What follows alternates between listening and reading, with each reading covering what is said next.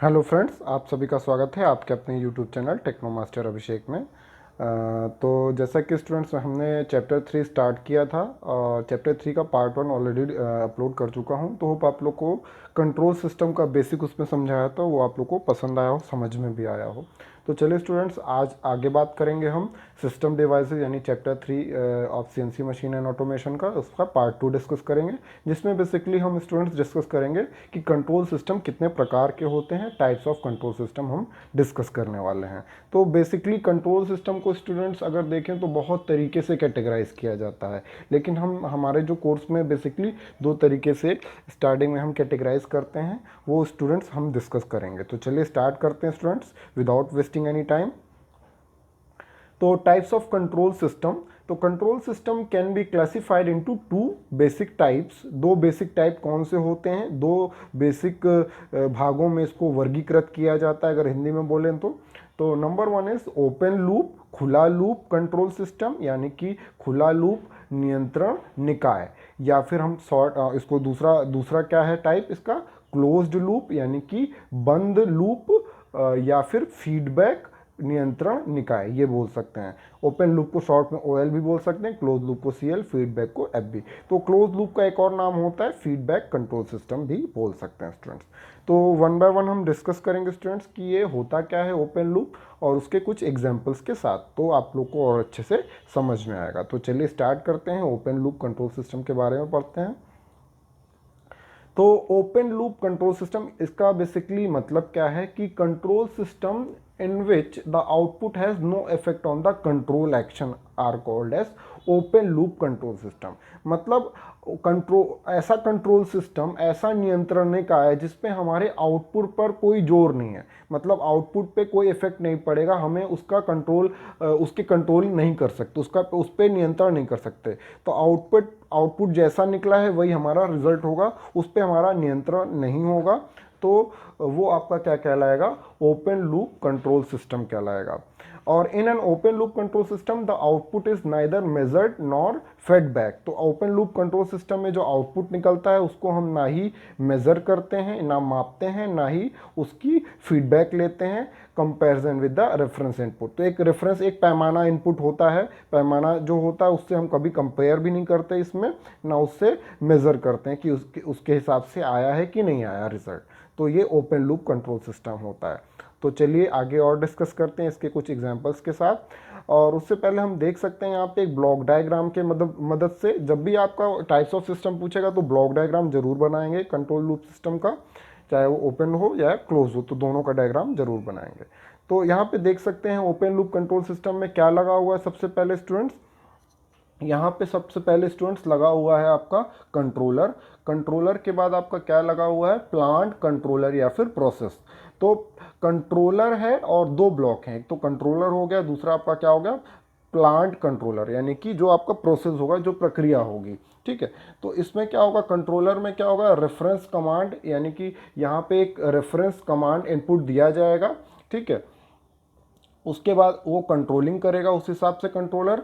और कुछ हो सकता है इसमें डिस्टर्बेंस भी हो, इनपुट में दिया जाए, कुछ डिस्टर्बेंस भी आ सकते हैं, नहीं भी आ सकते हैं। फिर जो कंट्रोलर है कमांड के हिसाब से कंट्रोल सिग्नल जनरेट करेगा, और वो कंट्रोल सिग्नल जो आपका प्लांट कंट्रोलर में जाएगा जहां पे आपकी प्रक्रिया होगी। जैसे मान लीजिए ये आपका एमसीयू है, ये आपकी एनसी मशीन है, तो कंट्रोलर एमसीयू में लगा हुआ है, तो ये कमांड इनपुट से हमने इनपुट दिया पार्ट प्रोग्राम के मदद से, उसमें हमारा कंट्रोलर में पार्ट प्रोग्राम गया, उसके बाद वो सिग्नल जनरेट किया, कंट्रोल सिग्नल, वो मशीन टूल पे जाएगा, तो जहाँ पे प्रोसेस होगा, तो उस सिग्नल के हिसाब से, कंट्रोल सिग्नल के हिसाब से आपकी मशीन होगी, फिर हमारा आपका जो है कंट्रोल आउटपुट डेटा निकल के आएगा। तो इस तरीके से आपका ओपन लूप कंट्रोल सिस्टम निकलता है। लेकिन इस पे जो कंट्रोल्ड आउटपुट आया है स्टूडेंट्स, उसको हम नहीं मापेंगे कि हमारा जो डिजायर्ड था उसके हिसाब से आया है कि नहीं आया, उसके हिसाब से हम इसमें मापेंगे नहीं। तो ये आपका ओपन लूप कंट्रोल सिस्टम का ब्लॉक डायग्राम था। तो होप आप लोग को ये क्लियरली समझ में आ गया हो। तो चलिए आगे बात करते हैं स्टूडेंट्स, आगे हम डिस्कस करते हैं। इसका कुछ एग्जाम्पल लेते हैं। तो एग्जाम्पल में देख सकते हैं hot water is use to, यहाँ पे हमने एक एग्जाम्पल लिया है ओपन लूप का, that is a room temperature control, यानी कि रूम के टेम्परेचर को कंट्रोल करेगा। तो रूम के टेम्परेचर को कैसे कंट्रोल करना है वो हम देखेंगे। तो हॉट वाटर है, हॉट वाटर की सहायता से हम रूम के टेम्परेचर को कंट्रोल करेंगे। तो हॉट वाटर आपका कहाँ से जाएगा, रेडिएटर में जाएगा, ठीक है।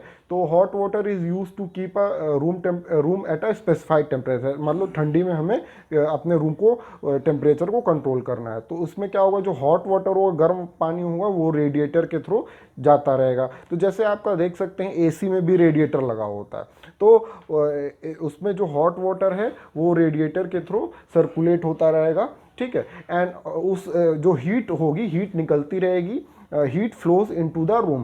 तो रेडिएटर में क्योंकि गर्म पानी जा रहा है, तो गर्म पानी की वजह से जो ऊष्मा उत्पन्न होगी वो ऊष्मा किस में चली जाएगी, आपके रूम में जाती रहेगी। और ये जो रेडिएटर के पाइप्स हैं वो रूम के चारों तरफ लगे होंगे, तो इस तरीके से आपका रूम का टेम्परेचर कंट्रोल किया जा सकेगा। तो heat will flow out through the walls, जो आपकी रेडिएटर की वॉल्स हैं उससे बाहर आएगी। And room temperature is set bye adjusting the flow rate. तो जो आपका वाटर का फ्लो रेट है उसको एडजस्ट, उसके रेट को एडजस्ट कर लेंगे, एक एडजस्टिंग वॉल लगा होगा, उसके हिसाब से रूम के टेम्परेचर को हम सेट कर देंगे जितना चाहिए होगा। तो ये देख सकते हैं आप स्टूडेंट्स रूम टेम्परेचर कंट्रोल का। यहाँ पे आपका ये रूम है, रूम टेम्परेचर इसको मेंटेन करना है, जो टेम्परेचर कितना है, TR है, और बाहर जो आउटसाइड टेम्परेचर है वो TO है, ठीक है। तो यहाँ पे देख सकते हैं हॉट वाटर हम इंसर्ट कराएंगे, रेडिएटर ये लगा हुआ है, तो रेडिएटर से हॉट वाटर इंसर्ट कराया, तो ये वाटर ऐसे आता रहेगा, जाता रहेगा, ऐसे सर्किल चलता रहेगा। तो यहाँ पे वॉल लगा है, तो जितना टेम्परेचर चाहिए होगा, अगर वो सेट उतने टेम्परेचर पे मेंटेन होगा, फिर वाटर की सप्लाई हम रोक देंगे, उस हिसाब से उसके फ्लो को भी आगे पीछे करते रहेंगे।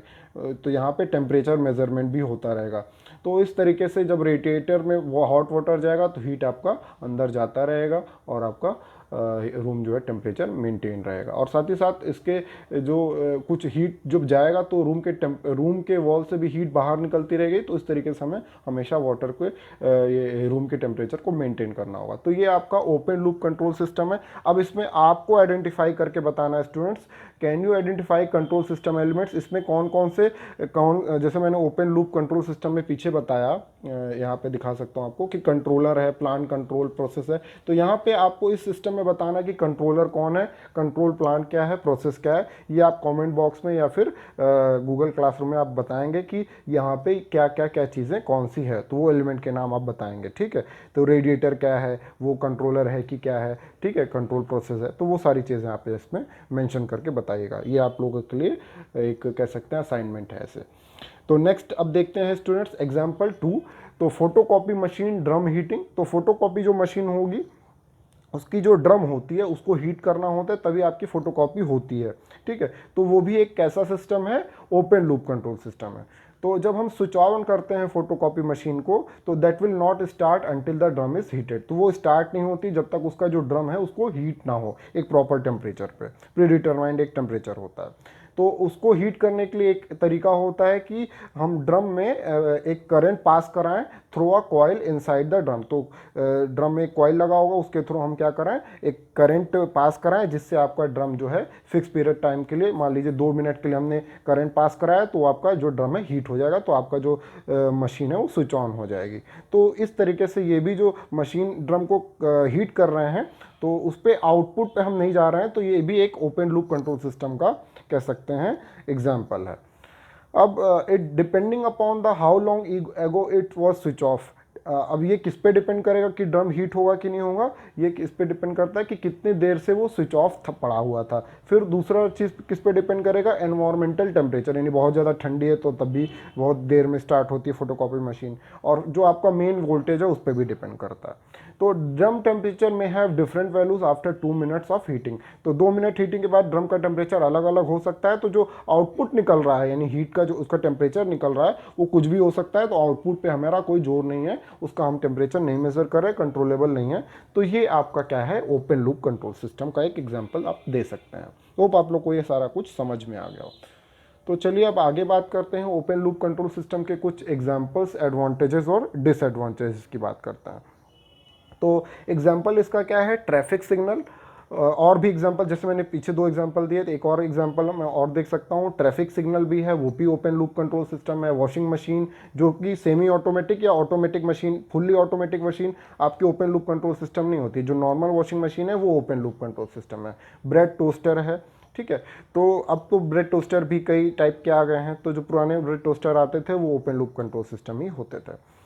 तो क्योंकि उसमें हमें टेम्परेचर का पता नहीं लगता कि कितने मिनट तक हमने हीट किया तो उसका ब्रेड का टेम्परेचर कितना पड़ा, तो वो हमें आउटपुट का नहीं पता। हो सकता है 5 मिनट आज हमने गर्म किया तो ज़्यादा ज़्यादा अच्छे से पक गई, और कल हमने 2 मिनट में ही उस तरीके से पक गई, तो उस तरीके से उस पर निर्भर करता है। अब इसके एडवांटेजेस क्या है students? Simple design and easy to construct, आसानी से हम डिज़ाइन कर सकते हैं और आसानी से उसको बना सकते हैं। इकोनॉमिकल होता है ये, साथ ही साथ आसानी से मेंटेन किया जा सकता है, और हाईली स्टेबल ऑपरेशन होता है। लेकिन डिसएडवांटेज क्या है? एक्यूरेट रिजल्ट नहीं मिलता। सिंपल सी बात है, क्योंकि इसमें फीडबैक मैकेनिज्म कुछ नहीं लगा हुआ है। तो not accurate, not reliable when input और system parameters are variable in nature. अगर हम इनपुट को वेरी कर रहे हैं तो हमारा जो एक्यूरेट रिजल्ट है, रिजल्ट जो है एक्यूरेट नहीं आएगा। Recalibration of parameters are required time to time, तो हमें जो पैरामीटर्स होते हैं उसको बार बार उसको कैलिब्रेट करना पड़ता है कि हमारा कुछ एरर ना आ जाए समय समय पर। तो ये आपके कुछ डिसएडवांटेज, एडवांटेजेस और एग्जांपल थे ओपन लूप कंट्रोल सिस्टम के। तो होप आप लोग को ये ओपन लूप कंट्रोल सिस्टम समझ में आ गया हो। अब अगर हम ओपन लूप कंट्रोल को सम अप करें तो as a general rule of thumb, any control system working on time basis is an open loop. कोई कंट्रोल सिस्टम है, ये एकदम दिमाग में बिठा लीजिए, कोई भी कंट्रोल सिस्टम है वो टाइम बेसिस पर अगर वर्क कर रहा है तो वो आपका ओपन लूप है। ठीक है स्टूडेंट्स, तो चलिए अब आगे बात करते हैं क्लोज लूप की। तो क्लोज लूप क्या है? इन अ क्लोज लूप और फीडबैक, जैसे नाम से भी पता चल रहा है कि यहाँ पे फीडबैक होगा। तो in a feedback control system the control output is measured, control output जो निकलता है उसको हम मेजर करते हैं, फिर उसको रेफरेंस इनपुट, जो भी रेफरेंस एक पैमाना, स्टैंडर्ड पैमाना बनाया, उससे हम मेजर कंपेयर करते हैं कि वो हमारा आया है कि नहीं आया। ठीक है, तो difference between two is called error. अगर रेफरेंस इनपुट और जो आपका कंट्रोल आउटपुट आया है उसमें कुछ डिफरेंस आएगा तो हम उसे क्या बोलेंगे? एरर बोलेंगे। और error is fed to the controller, फिर एरर को कंट्रोलर के पास भेजेंगे, वो उसको रेक्टिफाई करेगा। ठीक है, उस हिसाब से वो कंट्रोल सिग्नल को जनरेट करेगा ताकि एरर को रिड्यूस किया जा सके। तो दस अ क्लोज लूप और feedback control system contains additional element. तो क्लोज लूप में कुछ एडिशनल एलिमेंट्स भी लगे होते हैं, जिससे हम क्या बोलते हैं? सेंसर्स लगे होते हैं, कंपैरेटर लगा होता है जो एरर डिटेक्ट करता है, या फिर एक्चुएटर्स लगे होते हैं। तो ये सारे के बारे में हम डिटेल में आगे पढ़ेंगे। ठीक है स्टूडेंट्स, अब हम बात करते हैं एक एग्जांपल ही क्लोज लूप का। क्लोज लूप का एग्जांपल देख सकते हैं यहाँ पे। ये आपका क्या है? डिज़ायर्ड टेम्परेचर या सेटिंग डिवाइस है यहाँ पे जो डिज़ायर्ड है। ठीक है, तो यहाँ पे हम ये कह सकते हैं रेफरेंस इनपुट हमने यहाँ पे दे रखा है कि इतना डिज़ायर हमें चाहिए। ठीक है, उसके बाद यहाँ पे देख सकते हैं ये प्लस माइनस वोल्टेज है, ये आपका एरर डिटेक्टर है, ये कह सकते हैं एरर डिटेक्ट करेगा।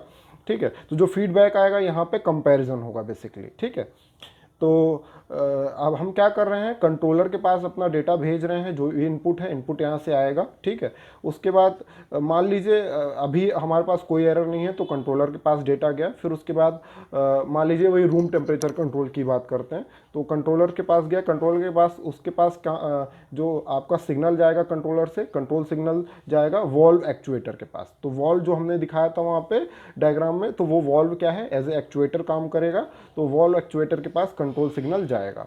ठीक है, उसके बाद जो कुछ डिस्टर्बेंस है वो आपका आउटसाइड टेम्परेचर एक डिस्टर्ब क्रिएट कर सकता है, वो डिस्टर्बेंस है।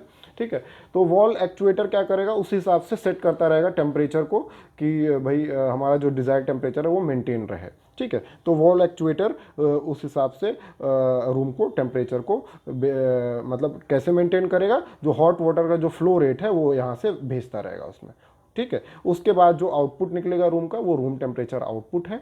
ठीक है, उस आउटपुट को फिर हम आगे थर्मिस्टर के माध्यम से उसको मेज़र करेंगे, और उस जो फीडबैक आया, मतलब यहाँ पे ये फीडबैक डिवाइस है, thermistor as a feedback device use कर रहा है, तो रूम टेम्परेचर यहाँ पे आया और वो एक्चुअल टेम्परेचर से जाके कंपेयर होगा। अगर मान लीजिए कोई डिफरेंस है, फिर वो कंट्रोलर के पास भेजेगा और वो फिर उसको रिड्यूस करके भेजेगा। तो इस तरीके से एक्चुअल जो यहाँ पे एरर आएगा उसको यहाँ पे भेजा जाएगा। तो इस तरीके से हमारा मेंटेनेंस होता रहेगा। तो ये आपका क्लोज लूप कंट्रोल सिस्टम है। तो आप लोग को ये समझ में आ गया हो। तो this is basically thermistor is a sensor, ये सेंसर की तरह काम करेगा। तो होप आप लोग को ये एग्जाम्पल समझ में आ गया। चलिए आगे बात करते हैं। क्लोज लूप कंट्रोल सिस्टम के कुछ एग्जांपल्स और एडवांटेजेस और डिसएडवांटेजेस क्या हैं उसके बारे में भी डिस्कस कर लेते हैं। तो अदर और क्या एग्जांपल हो सकते हैं, ऑटोमेटिक इलेक्ट्रिक आयरन जो होता है अपने आप जब कुछ टेम्परेचर बढ़ा दिया तो उस हिसाब से ऑटोमेटिकली वो बंद हो जाता है। मिसाइल लॉन्चर हैं, speed control of DC motor, तो वो सारे जो हैं क्लोज लूप कंट्रोल सिस्टम के एग्जाम्पल्स कहला सकते हैं। फिर उसके बाद एडवांटेजेस क्या है, ये ज़्यादा एक्यूरेट होता है as compare to open loop control system and can operate efficiently when input और system parameters are variable in nature. और इसका जो इसको अब ऑपरेट किया जा सकता है अगर हमारा जो इनपुट है वो वेरी करता रहे नेचर के हिसाब से। तो और it is less non linearly effect of this system on output response. तो आउटपुट जो रिस्पॉन्स है उस पर जो नॉन लीनियर कोई इफेक्ट आता है, कोई डिस्टर्बेंस आता है तो उसका ज़्यादा इम्पैक्ट नहीं पड़ता आउटपुट रिस्पॉन्स पे। इसकी बैंडविड्थ ऑपरेशन की ज़्यादा होती है। There is a facility of automation, क्योंकि यहाँ पे सब कुछ ऑटोमेटिकली हो रहा है तो यहाँ पे ऑटोमेशन का रोल ज़्यादा हो जाता है। जैसे फुल्ली ऑटोमेटिक मशीन आती है वो भी आपका क्लोज लूप कंट्रोल सिस्टम कहलाती है। ठीक है, time to time recalibration of parameters are not required, time to time recalibration इसमें ज़रूरत नहीं होती है। डिसएडवांटेज क्या है, क्योंकि डिज़ाइन, क्योंकि क्लोज लूप है इसमें सेंसर्स भी लगा रहे हैं, एक्चुएटर्स भी लगा रहे हैं, तो ये इसकी जो डिज़ाइन होती है वो कॉम्प्लेक्स होती है। तो complex design and difficult to construct. उसके बाद इसका और क्या हो सकता है कि expensive than that of open loop control system. ये एक्सपेंसिव होता है as compare to open loop control system से महंगा आएगा क्योंकि ज़्यादा इसमें पार्ट लगे होते हैं। कॉम्प्लिकेट फॉर मेंटेनेंस, कॉम्प्लिकेटेड होता है मेंटेनेंस के लिए क्योंकि ज़्यादा पार्ट आ गए। Less stable operation than of open loop control system. तो लेस स्टेबल ऑपरेशन होता है as compare to open loop control system. तो इस तरीके से हमने ये देखा क्लोज लूप कंट्रोल सिस्टम क्या होता है और उसके एडवांटेजेस और डिसएडवांटेजेस। तो होप आप लोग को ये सारा कुछ समझ में आ गया, ओपन लूप कंट्रोल सिस्टम क्या होता है, क्लोज लूप कंट्रोल सिस्टम क्या होता है। और इसी के साथ नेक्स्ट स्टूडेंट्स वीडियो में हम डिस्कस करेंगे कि दोनों में डिफरेंस क्या है, कंपैरिजन एक करेंगे एक चार्ट के माध्यम से, फिर उसके बाद हम आगे और भी टॉपिक डिस्कस करेंगे। तो होप आप लोग को ये सारा कुछ ओपन लूप यानी कि types of control system open loop और क्लोज लूप एग्जाम्पल्स के साथ समझ में आ गया। तो अगर समझ में आया तो लाइक से सब्सक्राइब करना ना भूलें। साथ ही साथ घरों पे रहें, सुरक्षित रहें, पढ़ाई करते रहें। Thank you for watching my video.